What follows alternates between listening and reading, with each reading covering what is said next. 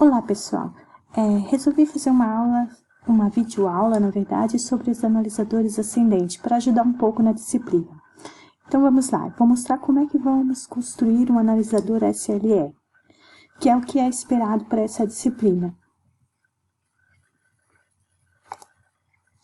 Primeiramente, vamos relembrar a estrutura do analisador SLR.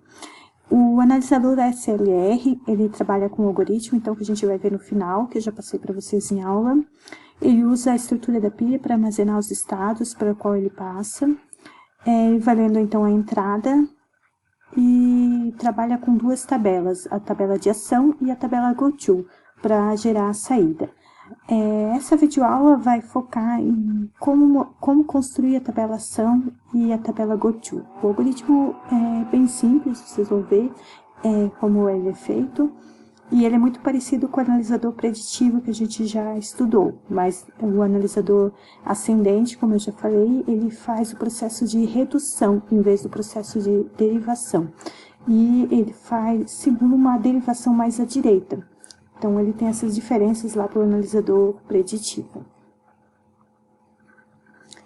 Então, a gente vai trabalhar com a tabela de ação e a tabela GoTo. Como construir essas duas tabelas? Elas vão servir para a tomada de decisão do analisador quando ele deve fazer um shift, ou seja, empilhar algum estado na pilha, ou quando ele deve fazer uma redução, para ele tentar chegar ao símbolo inicial da gramática. Para essa videoaula, vamos considerar a seguinte linguagem. Eu vou fazer uma gramática para essa linguagem aqui. A na N, C, B na N. Em geral, a maioria das linguagens que serão definidas por um algoritmo, por algum programa que vai ser construído, vão trabalhar nessa estrutura. A na N, C, B na N. Ou seja, uma linguagem balanceada, onde eu sempre vou poder substituir o que tem aqui no meio por alguma outra coisa. A gramática é bem simples, então ela tem duas produções, para facilitar aqui no desenvolvimento da apresentação. Então ela tem essa produção primeira que é S, pode derivar A, S, B, ou S pode derivar um C. Para a criação da tabelação, a gente vai desenvolver um autômato finito determinístico. Inicialmente, a primeira etapa é criar uma versão estendida da gramática. Na verdade, é só incluir uma nova produção, essa gramática, aqui representado pelo S', que deriva S, para facilitar para o analisador, para quando ele vai tomar a decisão que ele aceita ou não a linguagem.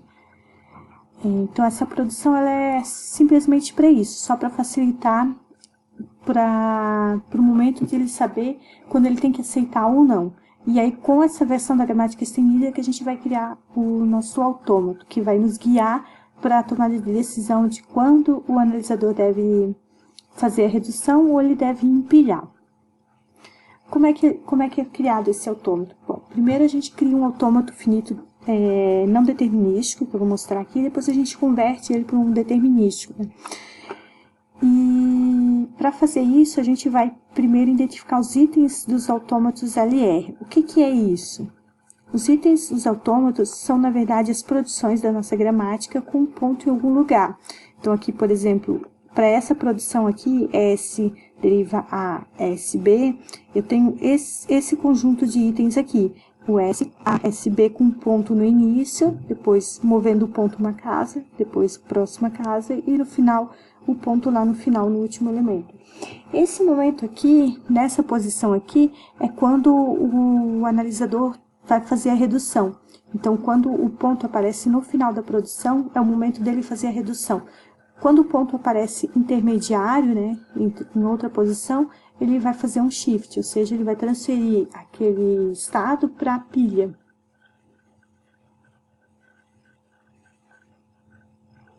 Então, o primeiro passo, né, para criar, a gente vai primeiro, então, construir, identificar todos os itens, para depois a gente criar o nosso autômato. E as transições desse autômato, elas vão ser a identificação dos elementos que fazem parte da produção para poder chegar e fazer a redução para o símbolo inicial.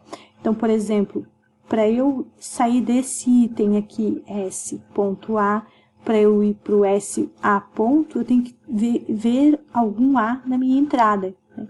Então, aí eu vou poder mover para esse próximo item. Então, esse aqui vai ser a minha transição.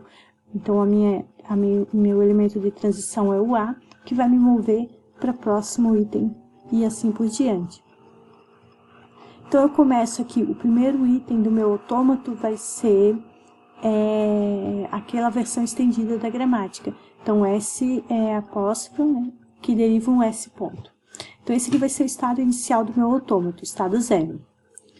E depois que eu ver um S, né, então, aqui nesse momento eu não vi nada ainda, mas eu espero ver um S. Quando eu ver um S, então aí eu vou para essa transição aqui, né, quando tem um ponto no final, e aí nesse momento eu sei que eu posso aceitar. Outra transição que eu posso ter, né, o outro item, então começa ali com S, com a sua produção com um ponto no início. Nessa fase aqui, eu não sei ainda o que pode estar sendo visto na entrada ou não.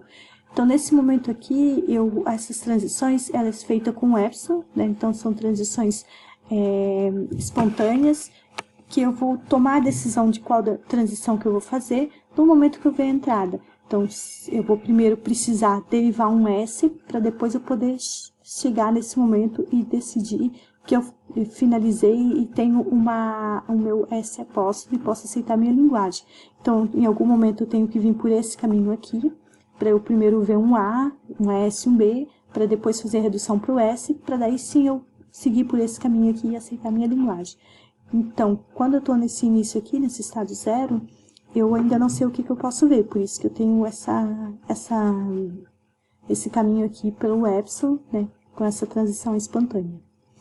E a mesma coisa acontece aqui para o C, né, eu posso também aqui nesse início ver um C ou um A, né, o B não porque ele tem alguma coisa antes, né, mas as duas produções do S são então S, A, S, B ou C. Então, nesse início aqui eu posso ver uma dessas três situações aqui.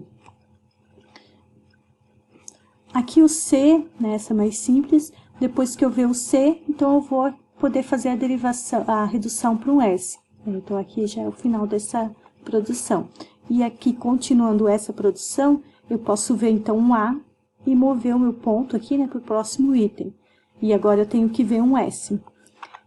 Nessa situação aqui, para eu ver um S, então pode acontecer novamente todas essas situações, né? Eu posso repetir, ter todos esses passos aqui, né? Ter um C, ou ter um A e um S e um B, qualquer uma das produções do S. Então, na verdade, eu posso voltar aqui, né, a esse início aqui com uma transição espontânea. E depois que eu ver um S, né, depois que eu fiz essa derivação aqui, encontrei um S, né, e até o final dessa aqui que eu não finalizei e encontrei o S, eu posso seguir para o próximo passo para depois esperar encontrar um B. Né? Então, aqui nesse momento eu vi um S, e agora eu vou para o próximo passo, onde eu ainda espero encontrar um B. E aqui, nesse passo, eu encontrei um B, então agora eu posso fazer a minha redução para o S. Então, esse aqui seria o autômato não determinístico, com as epsilon transições, né, com esses movimentos espontâneos. Para a gente poder fazer o desenvolvimento compilador, é primeiro necessário transformar esse autômato não determinístico num autômato determinístico. Esse é um outro passo que vocês estudarem em outra disciplina, né, disciplina de linguagens formais, e eu não vou passar aqui nessa videoaula. Mas eu já converti, então, esse autômato, e ele resulta nessa versão aqui, onde eu agrupo alguns estados que seriam semelhantes. Esse autômato aqui, ele faz a mesma análise que esse autômato aqui, só que ele não tem essas epsilon transições, ou seja, ele é determinístico. Então, esse estado aqui vai ser o meu estado inicial, então aqui eu posso ver um S e volto para cá. Se eu ver um A, eu venho para esse segundo estado, onde eu continuo enquanto eu ver A. Se eu ver algum C, eu vou para esse estado aqui para fazer redução para um S. Se não, eu venho para cá para eu esperar encontrar um B, e aí, quando eu finalizar e ver um B, eu faço a redução para um S. Tá? Agora eu vou nomear todos esses estados para poder fazer um passo a passo de como seria a análise usando esse autômato. Então, agora aqui cada estado tem uma numeração, né? Então, esse estado 0, esse estado 1, esse estado 2, 3, 4 e 5, e assim por diante, quantos estados a gente tiver. O que vai ser colocado na pilha, na verdade, são apenas os estados, e eles indicam a posição em que eu estou da minha análise, né? Assim fica fácil da gente visualizar que momento que está a análise, para ele tomar a decisão se ele tem que fazer a redução ou não. A gente chama esses passos aqui de prefixos viáveis. Então, se ele tiver algum desses estados e ele conseguir continuar fazendo análise, significa que ele tem apenas prefixos viáveis na pilha. E aí vai chegar algum momento que ele vai encontrar um random, né? Ou seja, um momento desses, onde ele vai poder fazer a redução. Então, aqui eu coloquei uma planilha, onde que eu vou ilustrar passo a passo de como que o compilador faria a análise usando esse autômato. Então, vai ter a pilha, né, e vai ter o uso do autômato. Então, aqui é a minha entrada, né, por exemplo, A, C, B, B, e eu tenho um cifrão no final para indicar o final da entrada. A pilha, então, só vão ter os estados, e aqui eu só vou colocar o símbolo que eu analisei naquele momento para tomada de decisão, né, o símbolo que representa aquilo que está no topo da pilha. Na verdade, esse símbolo aqui ele não é implementado, é só para visualizar. E aqui é a ação que está sendo executada. Então, inicialmente, o algoritmo ele começa no estado 0, e a partir das entradas, né, que eu vou lendo, né, conforme eu vou andando na minha entrada, eu vou incluindo aqui os outros estados, navegando pelo meu autômato. A ideia é que eu consiga chegar no símbolo inicial da minha gramática, ou seja, chegar no estado 1, e aí eu posso aceitar. Então, o primeiro passo é analisar aqui o A. Estou no estado 0 e vejo um A, eu vou para o meu estado 2. Então, eu devo empilhar o estado 2. Então, estou nesse momento aqui. A minha pilha vai ficar nesse formato. E estando o estado 2 na pilha, significa que eu vi um A. Tá? E aí, eu avanço a minha entrada. Tendo um A, eu continuo no estado 2. Se eu estou no estado 2 e vejo um A, eu continuo nesse estado. E avanço a minha entrada. Tá? Então, a minha pilha fica nesse formato. Agora, eu tenho um C na entrada. Tá? Eu estou no estado 2 e vejo um C. Então, eu vou para o estado 3. Tá? E aí, nesse momento, depois que eu for para o estado 3, então eu posso fazer a minha redução. Então, eu empilho o estado 3 e avanço. Tá? Fica assim. Então, vai ficar 0, 2, 2, 3. Né? O último que eu vi foi o 6. Então, eu estou aqui nesse estado 3... né? E aí eu sei que nesse momento aqui eu posso fazer a redução porque tem um ponto aqui no final. Então, eu vou fazer o quê? Vou reduzir para um S. Tá? Então, agora eu vou reduzir para o S, eu vou, nesse caso, então, a redução significa o quê? Desempilhar a quantidade de elementos que eu empilhei, de itens que eu empilhei para chegar naquele ponto ali. Então, nesse caso aqui, o S é apenas um item, né? Só o C. Então, eu vou desempilhar só o 3. E aí, eu volto para o estado 2. Tá? Estando aqui no estado 2 e tendo um S, então, eu vou para o estado 4. Então, por isso que aqui está o estado 4. Tá? Então, aí eu vou para o estado 4. Aqui, nesse momento, eu já vou identificar as minhas transações GoTo. Essa transição aqui é justamente para representar isso. Esse salto que eu dei aqui no autômato para o estado 4, tá? Então, para representar esse passo, porque, como eu falei, ele vai fazer a redução, ele vai desempilhar a quantidade de elementos que ele empilhou para ele poder fazer chegar lá no ponto final. Então, quando eu chegar aqui, eu tenho que ter 3 itens, né? Então, aqui eu 4 aqui, né? Ele vai me representar que eu tenho o S empilhado. É por isso que o S está aqui. Então, essa tabela GoTo vai me ajudar nesse momento. Então, eu incluí aqui já o GoTo e depois eu vou explicar mais adiante como é que a gente monta lá a planilha que vai dentro do algoritmo, né, do GoTo e da tabela ação. Então, continuando aqui, agora eu estou no estado 4, né, e tem um B para avaliar. Nesse caso, ele vai para o estado 5, e aqui, nesse momento, ele pode novamente fazer uma redução. Então, agora ele pode reduzir para um S. Tá? Esse 2, 4, 5 aqui. Então, como ele empilhou 3 elementos para chegar aqui no ponto, ele vai desempilhar também 3 elementos. Tá? Então, é o 2, o 4 e o 5. Tá? E aí ele fica nesse estado 2 aqui.